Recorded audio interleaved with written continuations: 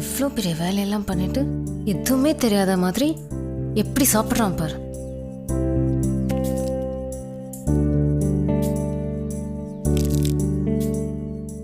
ஆமா, இந்த லவ் பத்தி நீ என்ன நினைக்கிற? என்ன லவ்னு சொன்னதும் பொறையறது? அது அதெல்லாம் ஒண்ணும் இல்ல, யாரோ நினைக்கிறாங்க. எங்களை தவிர உன்னை யார் நினைக்க போறா?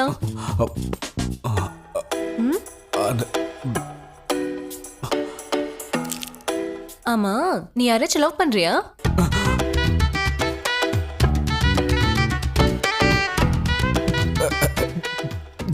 சேச்சே, அப்படிலாம் எதுவும் கிடையாது.